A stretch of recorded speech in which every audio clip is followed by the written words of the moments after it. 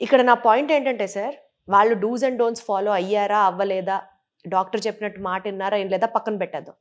For example వాళ్ళకి సంవత్సరానికి 2,00,000, 2,50,000 ఇట్లా ఎళ్తూ పోతే, ఒక్కసారి బేసిక్ ఇంప్లాంట్స్‌తో నీ రీప్లేస్‌మెంట్ చేసుకున్నా కూడా 2,00,000 అయిపోతుంది కదా సార్.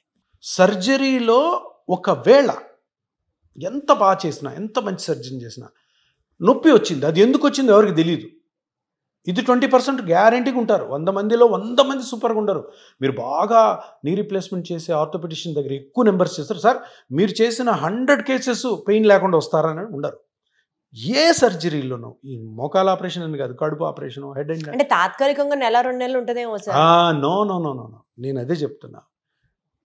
ఇంప్లాంట్ పెట్టిన తర్వాత మోకాల్లో నొప్పి వచ్చింది అంటే దానికి జనరల్గా ఆన్సర్ ఉండదు.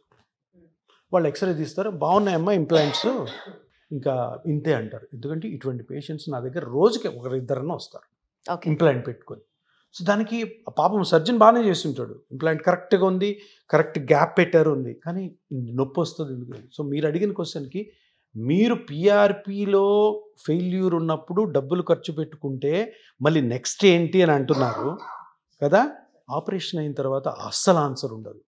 నొప్పి వచ్చిందంటే, నొప్పి రాకపోతే బాగుంటుంది, హ్యాపీగా ఉంటారు, వాళ్ళు పనులు చేసుకుంటారు. నొప్పి వస్తే ఏంటి పరిస్థితి?